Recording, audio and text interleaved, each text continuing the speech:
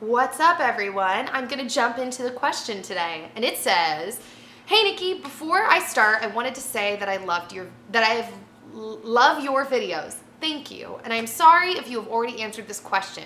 Moving on to the question, it's not a big deal. I just underwent a severe long-term panic attack, and then I've been out of school for a month and a half. The doctors have diagnosed me with anxiety, and I went back to school. Now it is at the point where if I get adrenaline in my body, I am immediately scared that it is a panic attack. I typically get about 3 a day. Ugh. Because of this, I am now unable to talk in front of a large group of people, which is something I love to do.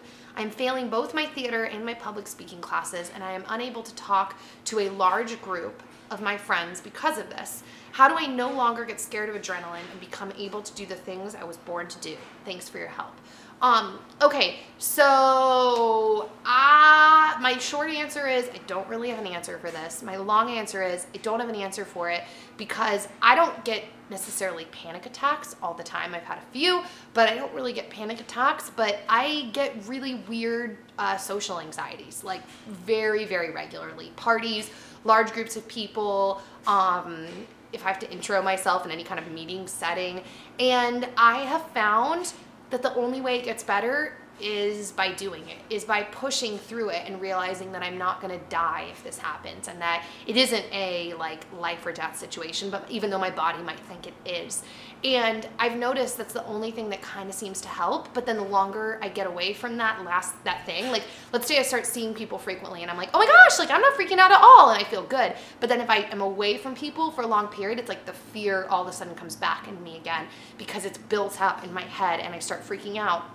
And so I think just doing things and encountering the fear and realizing that there's really nothing to be afraid of is the only way to help it. I'm not a doctor, so I mean, having like a chemical imbalance in your body, like I said, I'm not a doctor, but I know other people who have struggled with anxiety who have said the same thing, that it's a matter of like, well, what am I gonna do? Am I gonna like hide everywhere, like hide for the rest of my life?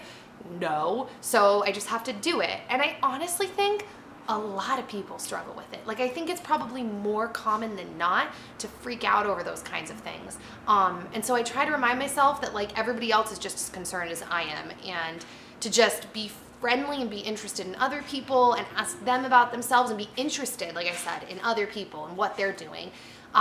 So yeah. So I'm sorry though that you're dealing with that. I can't even imagine having 3 panic attacks a day. So, but yeah. Good luck with that. Now, the Twitter question says, my favorite thing romantically that Dan has done for me.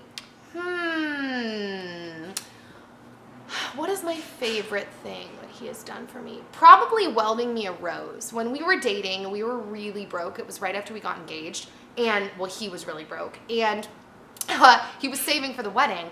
And so he didn't have anything for me for Christmas, so he welded me a rose.